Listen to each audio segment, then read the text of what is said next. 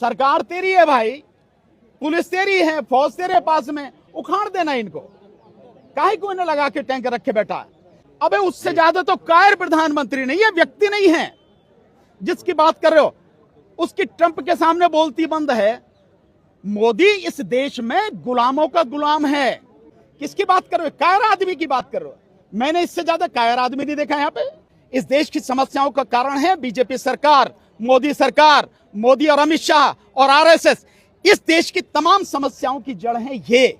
इनको उखाड़ के फेंकना ये लक्ष्य होना चाहिए, ये उद्देश्य होना चाहिए। देश ये भी देख लेगा कि एक सरकार जो देश में अपने आप को सबका साथ, सबका विकास, सबका विश्वास की बात करती है, वो किस तरह से गुंडों को भेजकर एक शांतिपूर्वक चलते हुए जेन्युइन आंदोलन को खत्म करना चाह रही है। इस देश का जो चुनाव का सिस्टम है, जब तक ये सिस्टम नहीं सुधरेगा, ये इलेक्शन कमीशन जो है इसको अरेस्ट करके देशद्रोह में गिरफ्तार करके जेल नहीं भेजा जाएगा और इस देश में ईवीएम से नहीं, बैलेट पेपर से चुनाव नहीं होगा, तब तक आप मोदी को नहीं हरा सकते। ये सपने देखना बंद करो, भूल जाओ। ये धर्मेंद्र प्रधान जैसे लोग हैं, ये तो मक्खी मच्छर है, इनकी औकात क्या है? लड़ाई लंबी है, लेकिन लड़ाई अगर तरीके से लड़ी जाएगी, ईमानदारी से लड़ी जाएगी, इतनी ताकत तो है ही है कि इस आंदोलन को ये नहीं चाहेंगे तो सरकार को भी उखाड़ के फेंक देंगे। और मैं ये कह रहा हूं कि धमकी काहे को दे रहे हो यार? कोरोना, अबे बहादुर कहां है ये?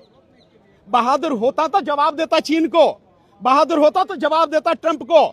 जिस तरह से एक गुंडे इलेक्शन कमीशन को बनाकर ये सारा इलेक्शन का सिस्टम कैप्चर कर लिया है, किसी की औकात नहीं है जो जीत जाए। अगर सब कुछ चीजें ईमानदारी से हो रही हैं, वाकई में लड़ाई एक बड़े बदलाव के लिए है, तो इस आंदोलन को लोगों को सपोर्ट करना चाहिए। हाँ, ये मैं मानता हूं कि धर्मेंद्र प्रधान का इस्तीफा मांगना ये कोई इस आंदोलन का मुद्दा नहीं होना चाहिए। मुद्दा असली होना चाहिए देश के प्रधानमंत्री का और गृह मंत्री का इस्तीफा मांगना, उनको बल्कि सत्ता से हटाने का ये आंदोलन ये होना चाहिए। क्योंकि ये धर्मेंद्र प्रधान जैसे लोग हैं, ये तो मक्खी मच्छर है, इनकी औकात क्या है? कुछ नहीं। और हो सकता है अभी जो चर्चा चल रही है कि मंत्रिमंडल में रीशफलिंग की बात चल रही है, हो सकता है इस रीशफलिंग में उसको एक साइड में ठिकाने लगा दिया जाए, उसको हटा दिया जाए, तो क्या आपका आंदोलन, ये जो आंदोलन है, ये आंदोलन खत्म हो जाएगा? या इसके बाद में क्या स्थिति रहेगी, क्या रणनीति रहेगी? क्यों?